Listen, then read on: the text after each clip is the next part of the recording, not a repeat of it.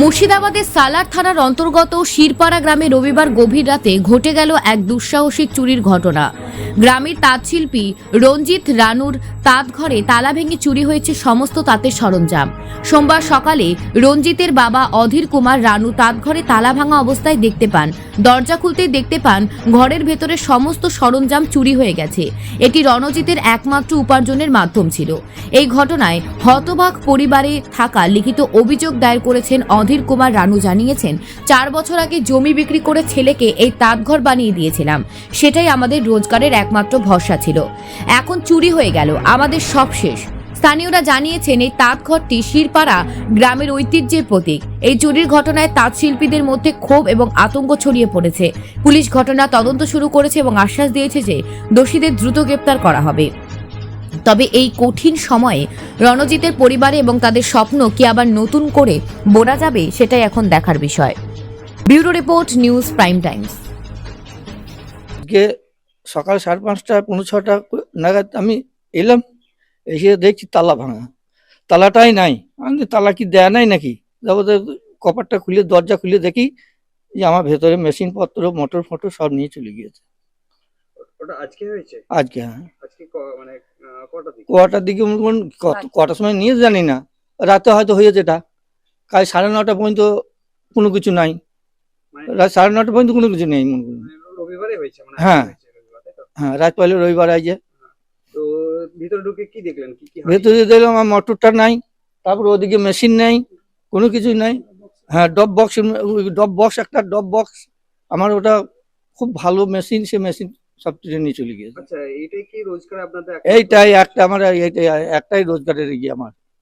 এবার কি ভাবছেন? এবার ছেলেটা বিয়েটা হয় না, কি করবো এখন? এটা কর 2 বিঘে 1 বিঘে জমি ছিল, সেটা বিচি দিয়ে এটা করেছি। মানে অনেক কষ্টে, তাই তো? অনেক কষ্টে এটা একবারে। কতদিন ধরে এই ব্যবসা করছিলেন আপনারা? আমি আগে হাতটাতে বুঝতাম, জানছেন। দিয়ে ছেলেটা বাইরে ছিল, দিয়ে কিছুই হয় নাই। দিয়ে হয়তো ছেলের অসুখ হইলো, দিয়ে এসে বললো আমার থাকা কোথাও যেতে হবে না, যে একটা পার্লার তাঁত কিনে দিয়ে এটা করতে হবে। থানায় অভিযোগ করেছিলেন? থানায় অভিযোগ আজকে যা হয়েছিল।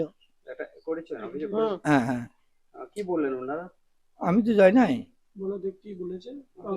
বেশ, আপনার কারোর উপর সন্দেহ বলে কিছু আছে? না, সেসব আমি কিছু কারোর উপর কি সন্দেহ করবো? আমার সব বন্ধু তো ব্যাপার। যে আসে এবার মনে করুন যে নিয়েছে, সে যদি মনে করুন লোভ করে যদি কোনদিন 2-3 দিন এসে দেখে যায়, আমার ঘরে এলেই তো আমি বলবো আয় আয় আয়, কি এসো এসো এসো।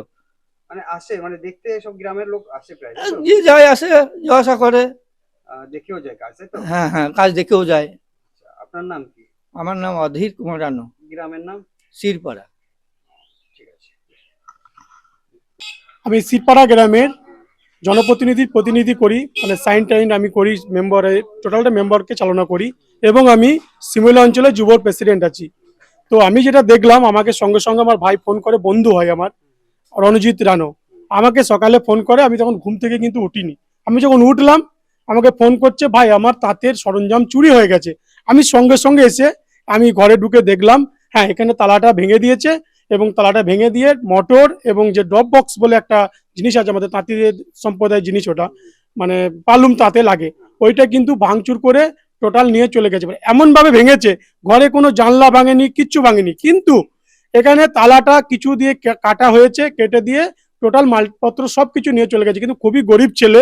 আমি চাই আমার বন্ধুর যে চুরি করেছে তার কঠোরতম শাস্তি চাই, এবং আমি সালার থানার কাছে আজকে অভিযোগ জানিয়ে এসেছি এবং ডায়েরি লিখে দিয়ে এসেছি। আমাদের স্যার, আমাদের যে ছোটবাবু ছিলেন, ছোটবাবু বলেছেন আমি অবশ্যই ভালোভাবে তদন্ত করব। আমি চাই তদন্তটা যাতে ভালোভাবে করে এবং যে দোষী তাকে শাস্তি দেওয়া হোক, এইটুকুই চাই কঠোরতম। আপনার নাম? আমার নাম রাখরি ঘোষ, আপনি অঞ্চল প্রেসিডেন্ট? যুবর অঞ্চল প্রেসিডেন্ট।